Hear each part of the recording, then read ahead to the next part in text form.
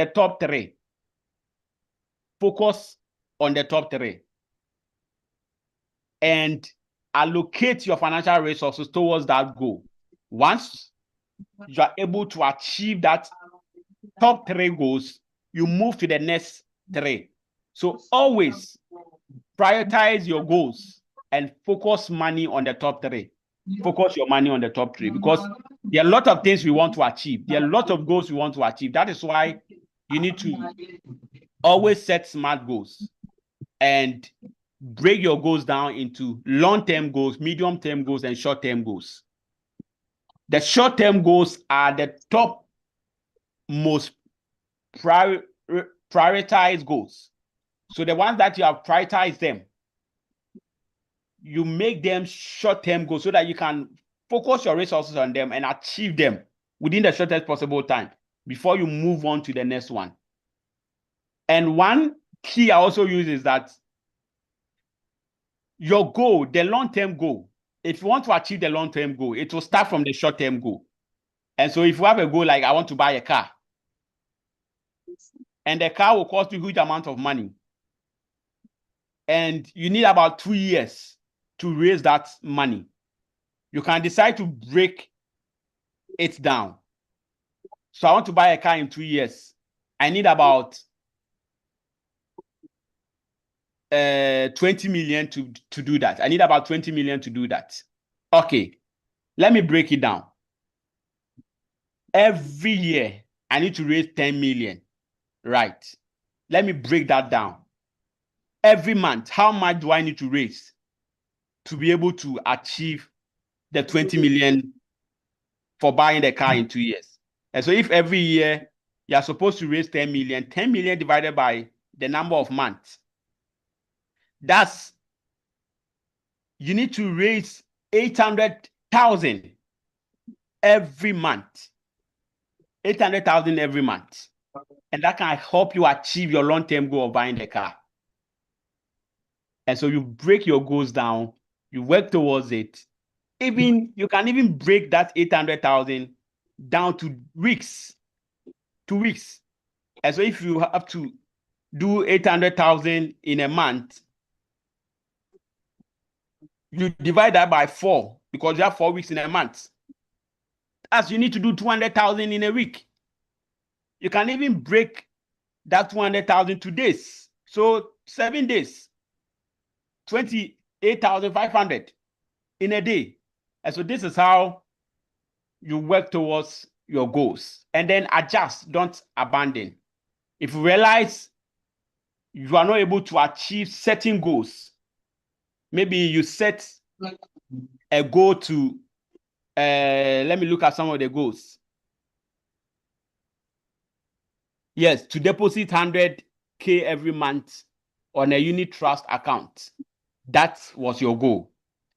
And then when you were doing your mid-year review, you realized that at a point you defaulted on that. Instead of doing it every month, there were certain months you couldn't follow through. You don't abandon the goal. You adjust. You adjust. Okay.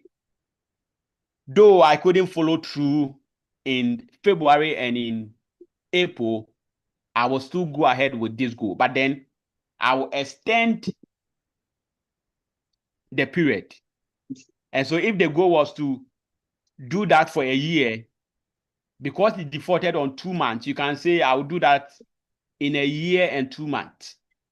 And you'll still be able to achieve your goal. And so don't abandon every goal that you set for yourself. Always adjust and work towards it. Delay is not denial. And personal financial planning is personal. And so you are not in competition with everyone. Don't compare your financial situation to someone else. Don't say this person is doing this person is doing this. So I also want to do it like that person. No. That is why personal financial planning is personal. And so look at your situation and always adjust to fit your situation. Adjust to fit your situation. So let's look at some strategies for July to December. Now we are in July. We want to get our financial planning in perfect shape. We want to get our personal financial planning in perfect shape. How do we do it? One, we need to rebuild emergency fund. If you don't have an emergency fund, and I said earlier, you need 6 months of your monthly expenditure. And so you need to know how much you spend every month. If you spend 1 million, if you spend 2 million, if you spend 6 million, that times 6, have that in a separate account. And what you can do is that if you don't have it, you can dedicate the next 6 months to rebuilding your emergency fund. It can even be 1 year. You just have to accumulate 6 months of your monthly expenditure in an emergency fund. Even if it will take you 2 years to do that, just do it. Just do it. So every month, decide an amount that you want to save towards your emergency fund. Every month, decide an amount that you want to save towards your emergency fund from July to December. That's our first action item. And I'll come back to Coach Samuel and ask him if the members were able to do that. If you do that, just give Coach Samuel a call.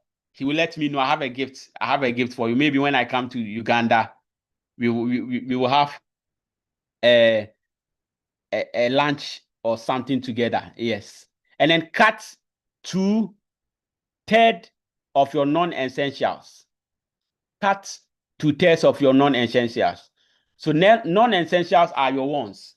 You see, with personal financial planning, there are 2 things that you always need to know: your needs and your wants. Your needs are the basic necessities of life. They are the essentials of life. They are the things you need so your life can move on. And so your food, a place to put your head, so rent is important, your transportation. Now, internet data is also a necessity. And so these are the things you need to focus much of your expenditure on, your needs. But then your wants are the things that you desire to have. They are the things that you can do away with. You can decide not to spend money on, and it will not affect your daily activities. It will not affect your life. Like entertainment, you can decide not to go for that show, and your life will still move on. You can decide not to subscribe to DSTV subscription, and your life will still move on. You can decide not to subscribe to the gym membership, and your life will still move on. So there are things that you can easily do away with. Those are the non-essentials. And so if you want to build an emergency fund, if you want to increase your savings rate, then you need to cut down on your non-essentials. So look through your budget. What are some of the expenditures that you are incurring that you think you can still live without it? Yes. If I don't incur this expenditure, I'll still live. My life will still move on. I'll be able to achieve the things I want to achieve. My career will still move on. Take those non-essentials out of your budget and refocus that money into your emergency fund or into your savings. The third strategy we need to adopt is to increase our savings rate.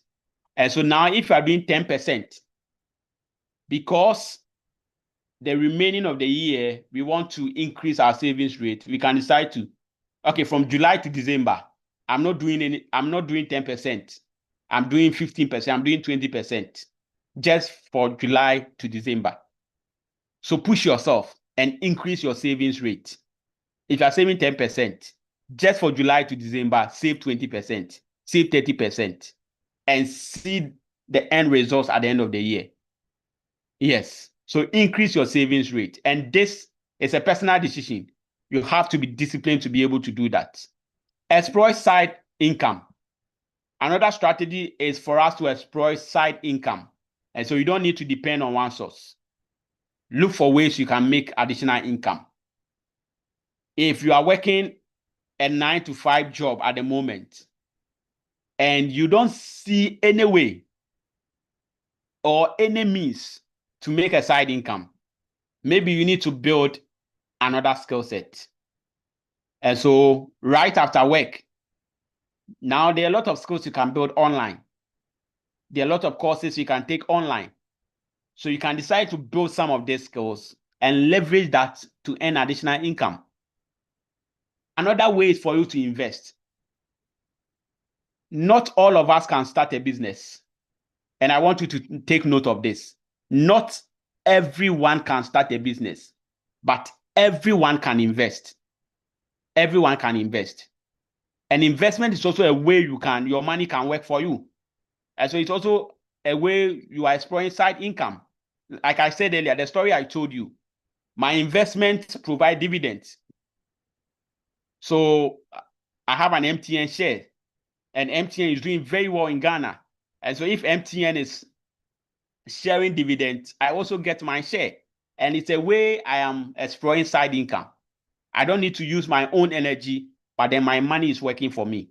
And so if you are doing 9 to 5 and you think there's no way you can do other side businesses, the income that you are receiving from your 9 to 5, a percentage of it should go into investment. It should be working for you. It should be working for you. And so explore side income. You can invest in someone who is doing businesses. You can, if someone is running a profitable business, you can approach the person and tell the person, I want to be an investor, and save money and invest in that business, and strike a deal with the person that every month pay me this amount, but make sure your paperwork are always intact. Very, very important. So let's explore side hustle from July to December. If there are no means we can do that, maybe from July to December, you need to build another skill set, and that skill set will earn you additional income in the near future. The next strategy is for us to set up or increase automated transfers. Set up or increase automated transfers. And so this is where you put standing orders in place. And so the moment money hits your account, the moment the company pays you, the moment you execute a contract and you are paid, the moment the money hits your account, the bank automatically deducts their savings from your account. And so if you're doing 10% of that income, anytime money hits your account, 10% will go into your savings, 10% will go into your investment. And so let's set up automation, or let's increase automation if we are already doing it. That's also a strategy we can use for the remaining of the year. And the results will show at the end of the year. Invest small consistently. I tell people it's not how big you are investing, it is how consistent you are. And so if every month you can do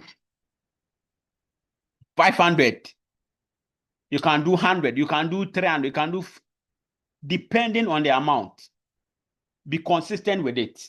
Yes, be consistent with the amount of money you are investing. Be consistent with it. And then join a financial accountability group. I think I've spoke about it earlier.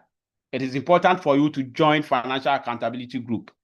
And just like you have this club, always be part of it. Ask questions, engage people, ask people where they are saving their money, ask people what is working for them, how they are exploring side income, how they are increasing their savings rate. You need to understand their story and use it, customize it for yourself. Yes.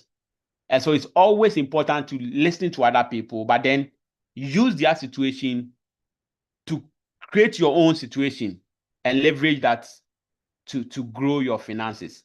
And so these are some of the strategies we can adopt for the remaining of the year, for the remaining of the year. But then this is also important to me. Everything we are discussing now, if you don't budget, there's no way you can do everything that we have discussed. And so budgeting is the foundation for savings. Budgeting is the foundation for investment. Everything that you want to do with your personal finance, budgeting is the foundation. And there are rules. And one of the most popular rule of budgeting is the 50, 30, 20% rule. What this rule says is that 50% of your income should go into your needs. And I've elaborated that your needs are the essentials of life. They are the things you need so your life will move on. They are the things you need to survive. And so 50% of your monthly income should be focused on your needs. You should allocate that to your needs and try to meet your needs. 30% should go into your wants, and I've explained your wants. So everything that you want to have, if you want to buy a car, maybe a car is not a necessity now, but in the near future, you want to get a car, save the 30% towards that. So every month, save 30% of your income towards achieving that. And then 20% should go into savings. And so if you're adopting this rule, there's no way you can tell me I can't save. Because the rule is saying that any income that comes to you, 20% should go into savings. And so you have no excuse not to save money. Yes. And then twerk your own version. There are people who says, for me, at the end of the month, 70% will go into my needs. And then I will save 20% towards my wants, and 10% will go into savings. If that is what will work for you, personal financial planning is personal. You can do that. Someone will say, for me, I will save all the 100% of my monthly income. I know a friend of mine who is doing 50% every month. The moment money hits her account, he has the automation. So the bank automatically deducts 50% towards her savings. And she has been doing this for almost 2 years. She has been doing this for almost 2 years. So twerk your own version. What works for you? Just be consistent and just discipline yourself. Yes. Track expenses weekly. And so every week, track your expenses. List all your expenses and make sure you are tracking them. Make sure you are tracking them. Where your money is going. I paid this amount. I did this. List every expenditure that you incur. You can use app or spreadsheets. You can just use Excel spreadsheet to track all your expenditure. There are a lot of apps. You can use the Mint app. Mint app can help you with your budgeting. There are a lot of apps online that can guide you to track your expenditure. And then plan for incoming events. Christmas, holidays. So one thing I always stressed on is that everyone should have a Christmas budget. Everyone should have a Christmas budget, because during the festive season, a lot of people spend money. And because they don't budget for it, by the time we are in the new year and they want to assess the expenses, they will realize they have spent so much money. But then, even before the Christmas, draft a nice Christmas budget. This is how much I'll spend on food. This is gifts that I want to give out. This is how much I will spend on entertainment. Draft a budget for it and stick to it. Holidays, if you want to go on a holiday, vacation somewhere, have a budget for it.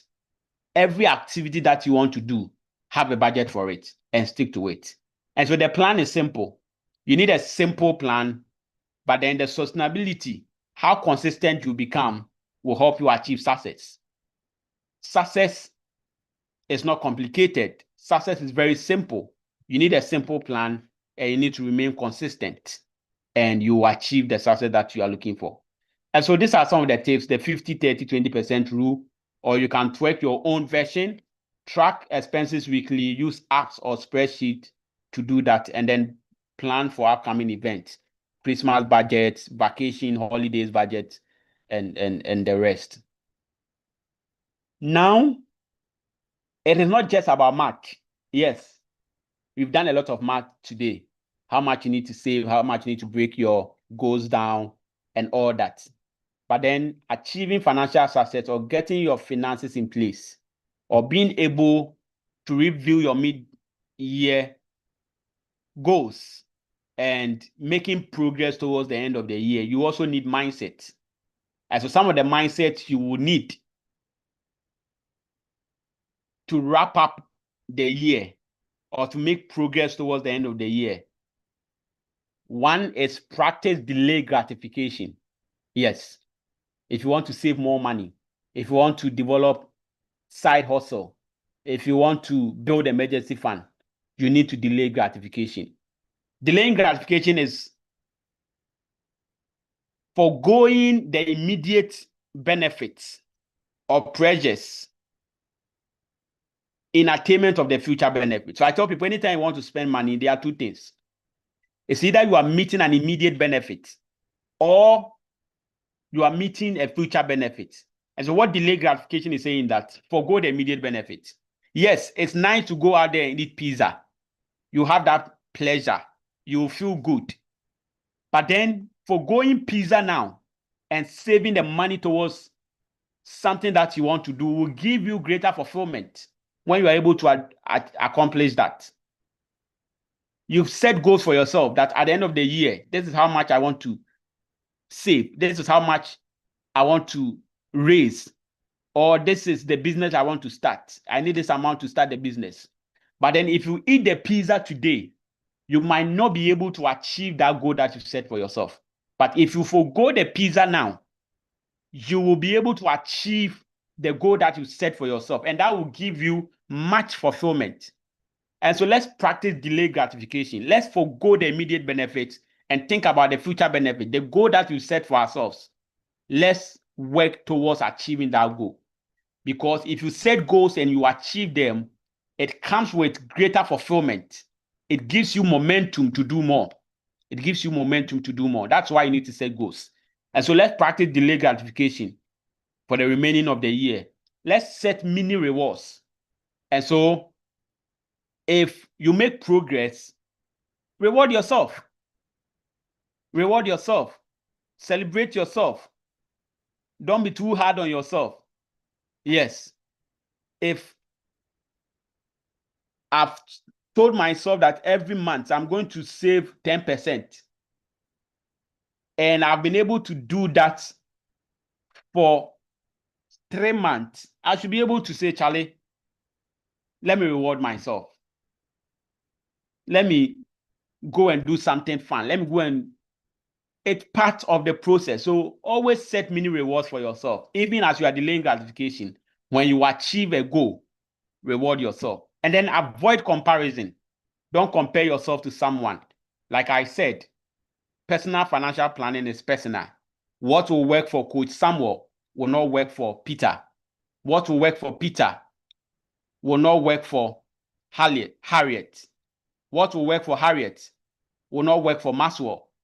What will work for Maxwell will not work for Emmanuel. And so let's avoid comparison. Let's focus on our goals and let's work towards achieving our goals. And the most important one, and I love this so much, stay financially literate. Stay financially literate. With financial literacy, we are talking about 3 things. Attitude. 1 is knowledge. Financial literacy is all about knowledge, having knowledge to manage your money well. But then financial literacy is also about skill set. So budgeting skills, goal setting skills, all the things that you spoke about, they are skills. But then if you have the knowledge and you have the skills and you are not able to follow through, you are not financially literate. And so financial literacy has also got to do with your attitude and behavior. There are a lot of people who know savings. They know savings is good, but then they are not saving because their attitude and their behavior is not helping them to save. They are not able to delay gratification. They are not able to avoid comparison. And so every time they want to compete, they want to fit in. And that will not help you achieve your financial goals. So stay financially literate by getting the relevant knowledge about your finances, getting the required skill sets to manage your finances, and also aligning your attitude and your behavior towards achieving the goals that you set for yourself. Your action plan. Let's 3 new actions you will take this week. So let's put on the chat box from everything that you've heard today. What 3 actions are you going to take from here? Let's 3 new actions you will take this week. 3 new actions. Let's go. 3 new actions. Buy family land, save consistently, and build emergency fund. Great. So Harriet is saying that he will buy family land, he will save consistently, and build emergency fund. Awesome. Awesome. Who is next? Who is next? What 3 new actions are you going to take? Let's share our actions. Or you are not thinking about it. Let's share our actions. Great. And then 2, find accountability partner. And so one thing I will plead with Coach Samuel is to connect the members. So form accountability groups. So you can pair them. You can pair them, and then each of them will be an accountability partner to the other. That would be great. That would be great. Yes. And then set date for new review. Set date for new review. Yes, we are doing the mid-year review now, but then your review can be in 3 weeks. It can be every month. Every month, I'll review my own personal financial planning. And that's something I do all the time. Every month, I sit down. My income, I look at my income. What went right? What do I need to do? I look at my expenses. Did I incur certain expenses that wasn't on my budget? Why did I do that? So every month, I'm asking myself questions. And this will help you stay on track, because a lot of things are competing for our money. See, once you go on, there are a lot of adverts, there are a lot of ads that are competing for your money.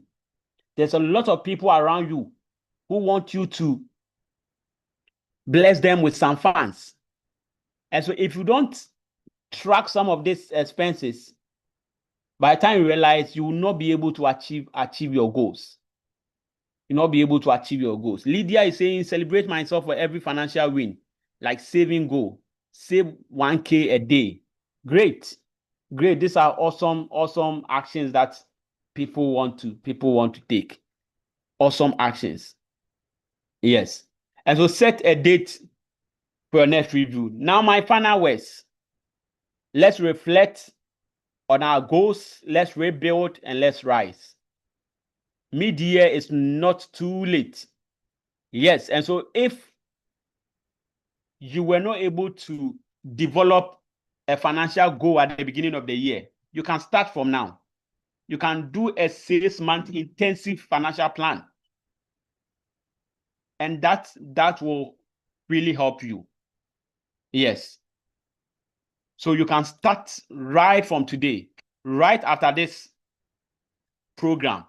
Go sit down, set a 6-month roadmap towards your financial plan and work towards it. Progress over perfection. Remember, what you need to do is to progress and don't look for perfection. And so if you are doing 10%, don't say 10% is too small. I want to do 100%. No. What you can do is that if you have been doing 10% for the past 6 months, maybe now just add 1% or 2%. I'm going to do 12%. That is progress.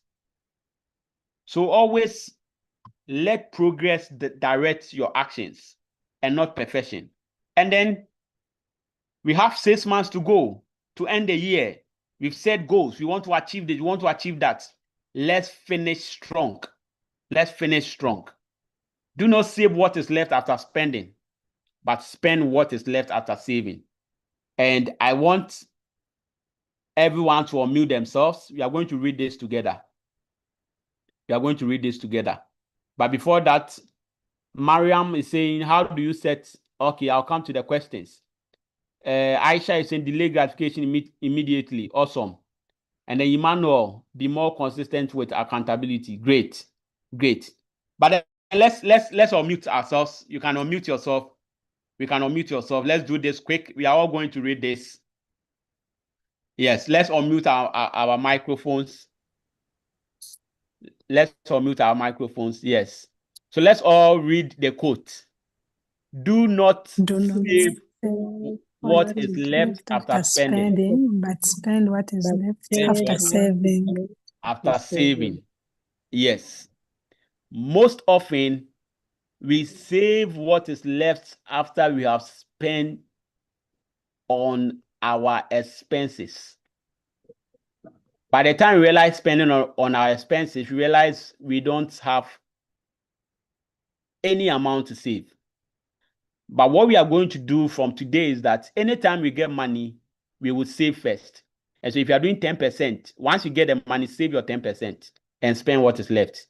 If you are doing 20, save the 20% and spend what is left. Warren Buffett is one of the greatest investors in the world. And he did this through savings and investing. And he's saying that for you to achieve financial success, do not save what is left after spending, but spend what is left after saving. And so once you decide the amount of money you want to save every month, if you get money, save that before you spend. And so always pay yourself first. And you pay yourself by putting that money into your savings account, into your investment account, or into something that will generate additional income in the near future. Thank you very much. And with Samuel, I'm ready for any question. Thank you. Thank you so much, Mr. Peter, for the great presentation, and thanks so much to our engaging audience. Thank you so much for sharing a lot that is coming through from the comment section. Really depicts an active class that has really been attending. Friends, again, I want to welcome you to the Transformational Professionals Club webinar that we hold every Friday at the same time from 7 to 9 p.m. That's East African time. I know my friends like Peter, it's still early in Ghana. It's actually 5:26, but all the same, we are one Africa, and good to always be able to connect. So a lot that you've shared, myself been taking notes here, learning, because one of the things I've come to appreciate about financial literacy is it's a day-to-day thing. It's just like the way you exercise to ensure that you're fit as within your body, or just as you do checks in with the doctor, or whatever you do, it is very important to keep yourself into this financial literacy kind of journey, or learning. Every day is something that you learn. Some of them will actually be reminders because you already know what to do.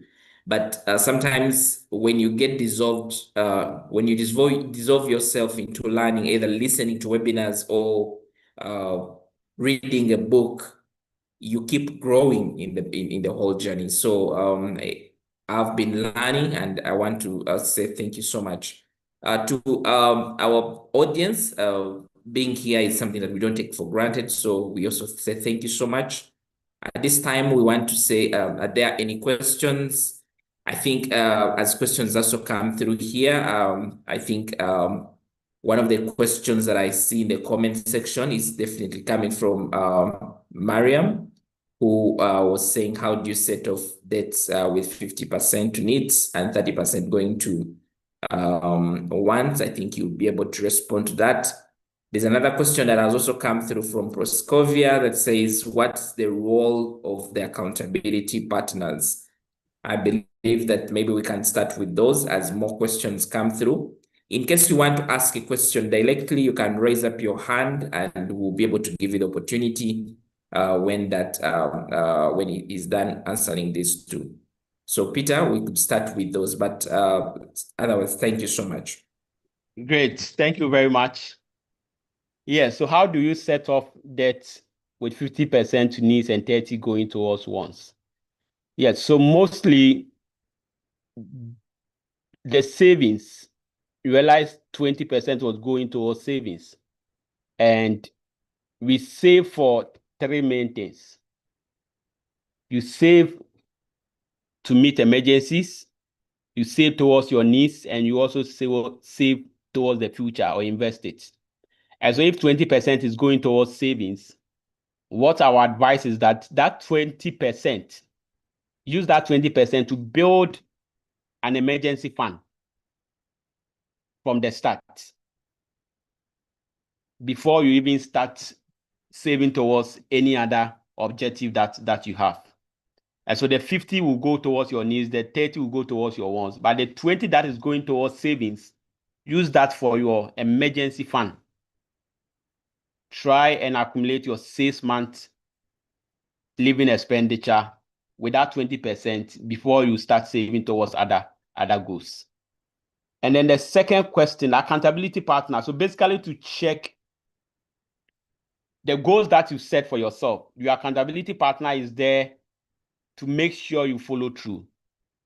And so every month, maybe I have 2 things that I want to do in the course of the month. I will share that 2 things with my accountability partner. And so at the end of the month, or in the course of the month, my accountability partner will reach out to me and ask him, Peter, you said you were going to learn a new skill. Have you started? How is it going? So they will always check up on me, make sure the things that I say I will do, I am actually doing it. Because sometimes if no one is there to keep you on check or to hold you accountable, you can be saying things and then you are not doing it. And so you need someone to check up on you, to remind you that you said you were going to do this. Yes, you can do it. Do it. So they are more of a cheerleader. They are more of someone who can push you towards your goals and also remind you that you need to follow through. Yes, thank you. I hope your questions are answered. Okay, great. Yes, you've answered. What I see in the chat box, appreciation. Mumza says, thank you so much. Harriet also says the same. Thank you, Peter. There is always something new we can learn about finances. It was helpful. Robert also says, excellent presentation, Peter. Thank you so much. Peter, I just want you to maybe just also highlight something to people who, for now, they have lost their jobs. You know, just as in Ghana, you said when it's of people, the economies are also not doing that well. So there are people who are either fresh graduates that are just leaving university that may not have money. What kind of message or strategies would you? I know you spoke about alternative sources of income, but you could also be able to elaborate. I know you also an advocate of starting businesses.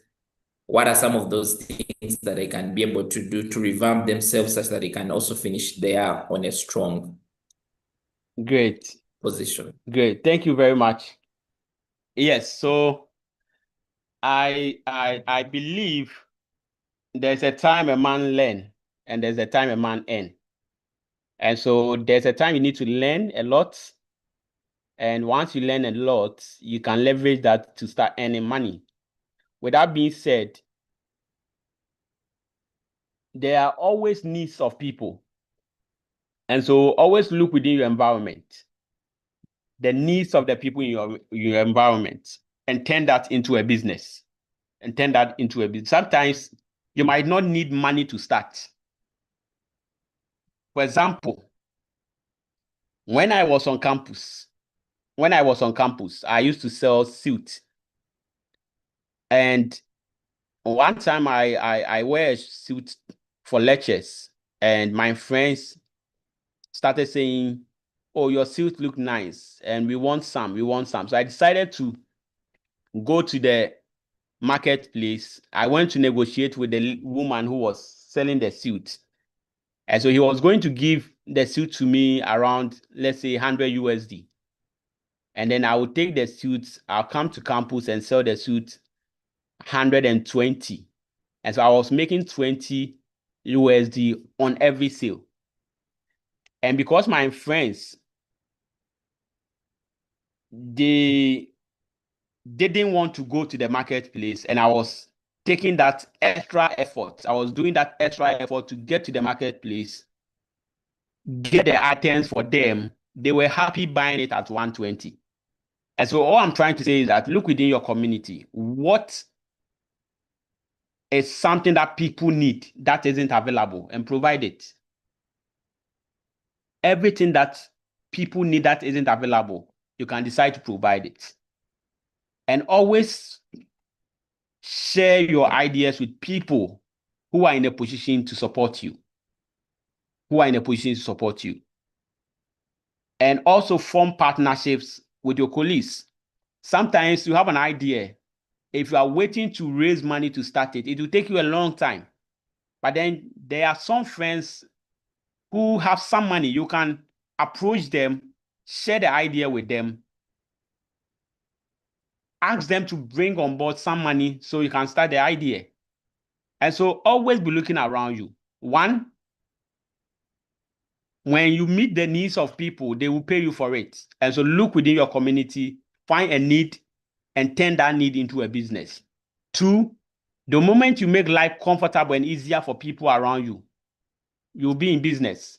And so ask yourself, how do I make life easy and comfortable for people? For me, it was taking the extra stress to go to the marketplace to arrange for the things and come and sell to my friends. Because I was making life comfortable for them, and they were happy buying it at 120. And I was making some 20 profit. And so look for ways you can make life easy and comfortable for people. And then the third one is that for you to start a business, you must be solving a problem. And once you identify a problem and you don't have the money to solve that problem, get to someone who has the money, other people's money. And so there are ways you can start businesses through other people's money. And so you go and talk to someone who has the money, you share the idea with the person and tell the person that, see, if you support me with this, this is how much you are going to make every month or every year or every quarter. And there are people who have money who are looking for ideas to invest their money in. And so start talking to people. And the most important thing is social capital. Connect with people. Let them know what you do. Always make sure people are aware of what you do, because they are the people who give you opportunity. They are the people who open doors for you. And so if you have lost your job, if you are a new graduate, connect with people, network with people. Let them know what you do. Let them know what you read in school, and ask them to open doors for you when they get the opportunity. Yes. If you are not asking, there's no way people will help you. And this is a biblical principle. Seek, knock. I'm writing a book on ask, the biblical principle for great abundance. You need to ask. If you don't ask, there's no way people will listen to you. And so let people know what you do, and also ask them to open doors for you when they get the opportunity. Thank you. All right. Thank you so much, Peter, for those responses, and thanks for the comments. Coach Win says, thank you, Peter, for the reminder. Coach Win is joining in from Kenya. I know you mentioned you've been to Kenya. Good to have always to be part of this. Coach Win, thank you so much. Mukisa says, thank you so much for the wonderful presentation. As we conclude, Mr. Peter, I also want to just comment on how people, because the Transformational Professionals Club has both professionals but also entrepreneurs. Now, in most cases, entrepreneurs run businesses, and there is always that challenge of separating between the business funds and the personal funds. And yet this is a critical aspect when it comes to being able to manage your finances rightly. Could you just comment on how business people can also be able to leverage onto some of these strategies you've shared, but more so making sure that they're separating their finances and growing them as either individual finances, but also think about the business finances? Great. Thank you very much. Yes, it's really important for entrepreneurs and business people to separate their personal and business finance. And you can do that by paying yourself from your business funds. And so one, you need to have two separate accounts, one for your business and one for yourself. And decide an amount that you want to pay yourself from your business. And so there are people who do not set any amount for themselves. Anytime they want to do something, they go into the business account. No, you shouldn't be doing that. And so tell yourself, if the business is going to pay you, let's say 5,000 every month, the moment its month ends, you pay that 5,000 from the business account into your personal account. If you want to buy something for yourself, you go into your business, your personal account. If you want to buy something for the business, you go into the business account. Once you start doing that, you are separating your personal financing from your business finance. And so keep two separate accounts, one for yourself, one for the business, and decide an amount that you want to pay yourself from your business. And that should be paid into your personal account every month. And anytime you want to get something for yourself, don't go into the business account, go to your personal account. Anytime you want to buy something for the business, you go for the business account. And you can also do investment for the business. And so you can also go ahead to open a third account. That will be an investment account. So you take money from the business account into the investment account. So in case of some emergencies, you know that I was also doing an investment for my business. Yes. So always separate those accounts. It's more of the accounts that you open at various banks. Make sure you have the business own and you have your own account. And don't use the business account for personal expenses. Yeah. I think this will be my advice on that. All right. Thank you so much, Peter. I know that we have some entrepreneurs that are taking notes here, and yeah, it's one step at a time. Sometimes it's hard, but you do it.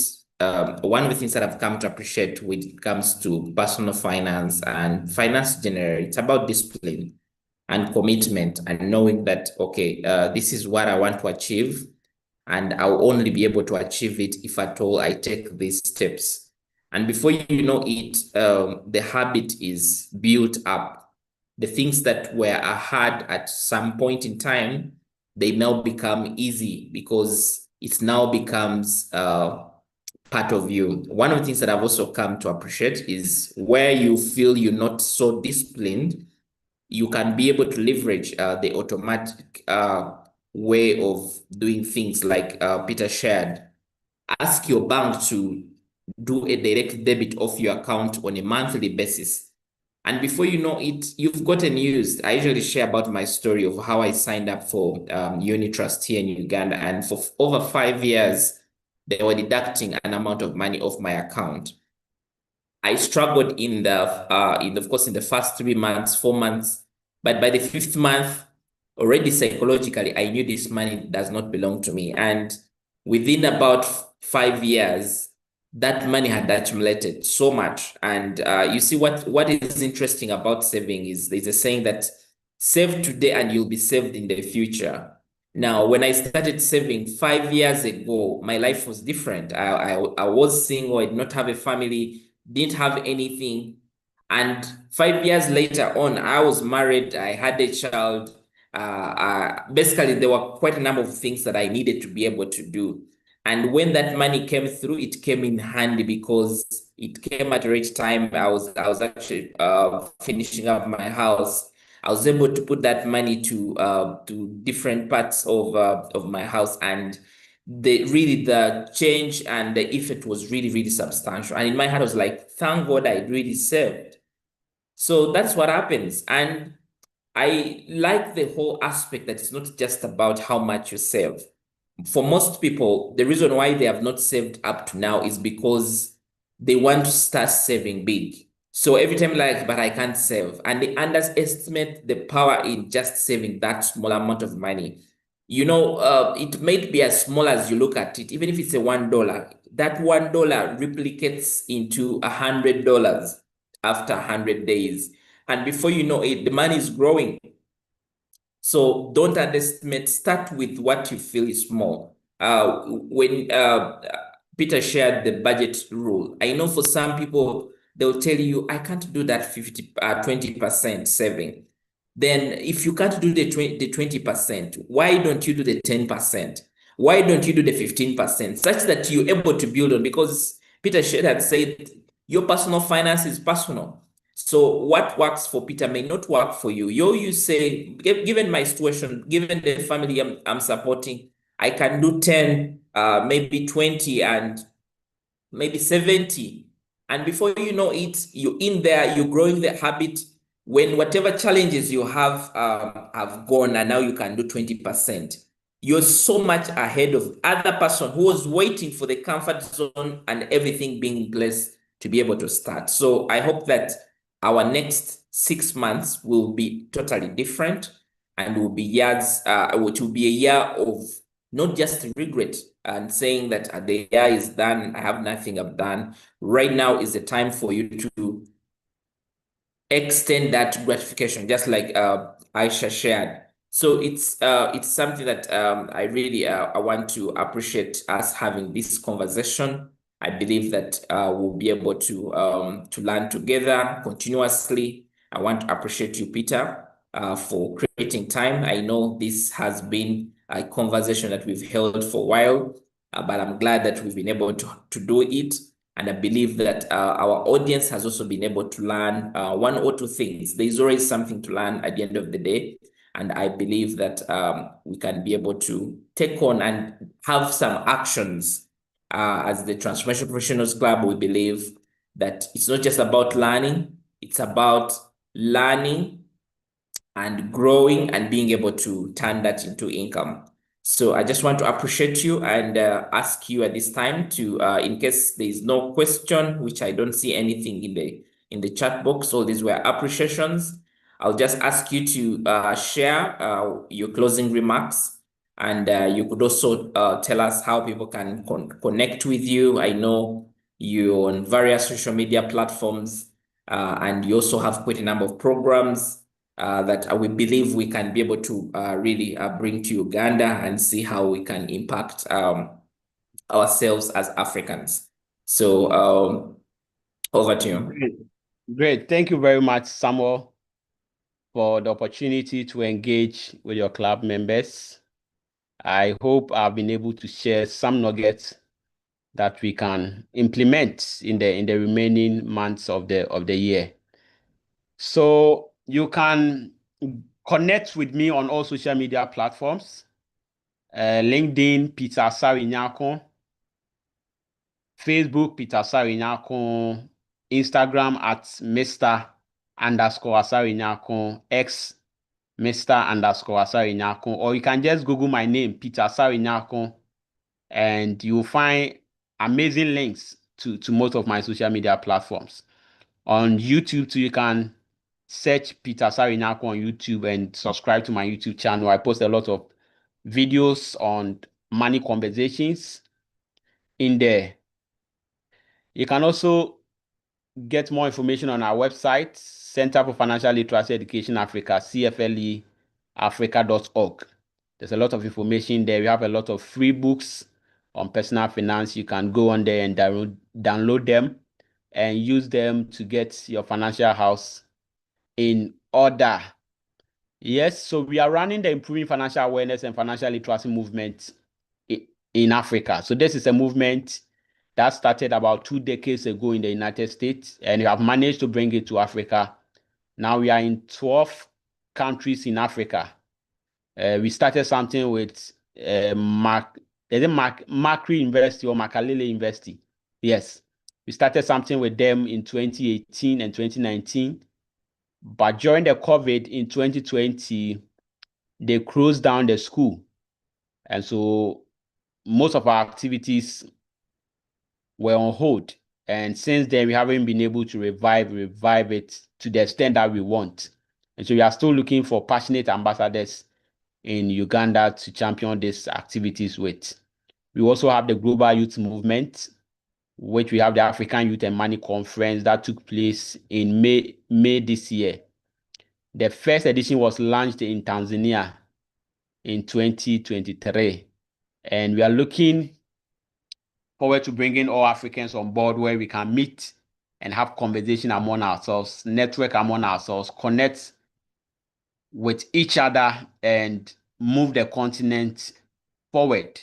We believe young Africans have the greatest power to be agents of change.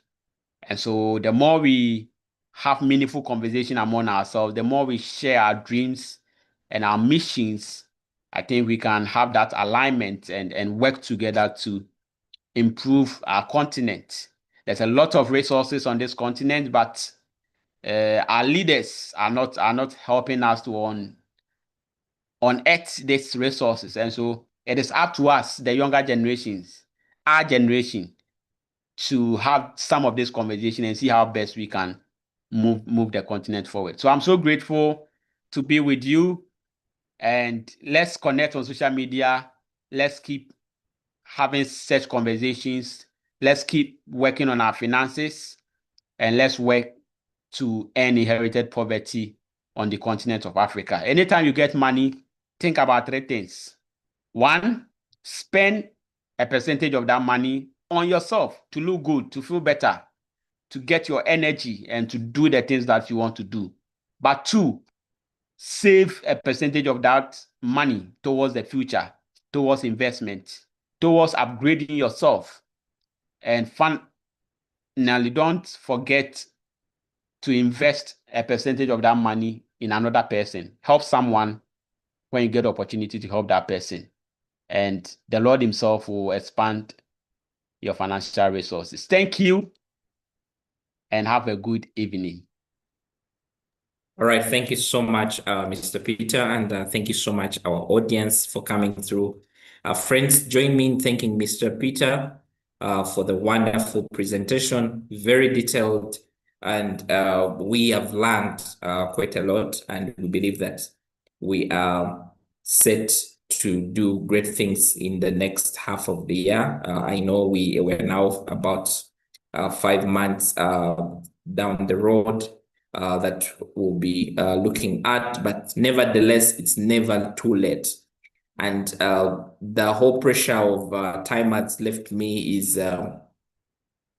just according to you as an individual, because this is your personal journey. And like Peter said, your evaluation might be in February. You do not have to follow patterns. As long as you start on your journey, it's quite important, because at the end of the day, this is your journey. This is you. And at the end of the day, when those bills are looking at you, it will be only you in there. So you need to get up and see how you can change your trajectory. I know that some people may not have enough income right now, but like Peter shared, find something that you can sell.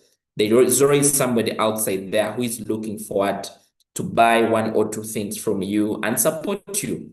Instead of begging, it's better off telling people that I am selling these things. This is my source of income. Before you know it, people are referring it to another person, and your business is growing and your income is growing, and you're able to save and you're able to grow wealth. And before you know it, you are somewhere where you're proud of your journey. That's how life moves. And even if for you who are employed, I know most of the times, even when you're employed, the salaries are low. Make sure that you find ways of how to live within the means. Most of the reasons why you're struggling with saving is because you're living out of your means. So get back to the drawing board and see where are the leakages. What are some of those things that are eating me up that I can be able to leverage on? What are some of those things that I can do differently? Because this is your personal journey. If other people are doing A, B, C, D, they're taking Uber, they're doing whatever, for you, it is different for you. Yours is to see, what can I do? What place am I renting? Is it within my means? What am I doing about my life? Because friends, let me tell you, a time is going to come when you're not earning. There are quite a number of people who thought they will earn forever. And right now, because of funds freeze, because of other circumstances, they do not have jobs. Yours may not be a job loss. It could be sickness, God forbid. It could be anything that can happen. An emergency fund that Peter just shared is not optional. This is something that is real. I have had a close relative who got disabled during an accident, and it took him about 2 years to get back, but they had the family, they had some people to take care of, and they needed something to be able to survive. So please, please, please, please, let's make sure that we are doing something about our lives, because no one is coming to rescue us. It's about us. So thank you so much for logging in. If this is your first time being part of our webinars, this is the Transformation Professionals Club. We are always here every Friday to come to be able to learn. We also have other programs, like, for example, we host physical masterclasses. We have been trying to think of a convenient time for our masterclasses, and right now we're into the confirmations. We're trying to look at instead of meeting early August, we're trying to find ways of how we can meet, let's say, the end of August, 30th August, such that we can be able to learn and see how we can interact, connect, and do greater things. So when we advertise that physical masterclass, check it out and see how you can be part of it. You can start your saving. And we also have quite a number of programs that we'll be able to launch to see how we can be able to support each other. At the end of the day, it's possible. And if you are doing something about your situation, most likely it will change. But if you sit back and think that luck is going to help you, much likely you're going to regret. So let's take charge of our lives. And at the end of the day, as the Transformational Professionals Club, our key goal is to help you connect, learn, grow, and earn. When you follow those key parameters, when you connect, learn, grow, much likely you'll be able to earn. So I just want to appreciate you for coming through. You can join our WhatsApp group. We have a WhatsApp group where you can be able to be part of. In case this is your first time you want to join our movement, I've just shared a link in the chat box. You can fill that form such that you can be able to be in our WhatsApp group. There's a link to the WhatsApp group at the end of the form. Let's connect, let's be together, let's learn with each other. I believe that we'll be able to change our lives and change the lives of those that matter to us. So thank you so much for being here. Until next Friday, may God bless you. Bye-bye.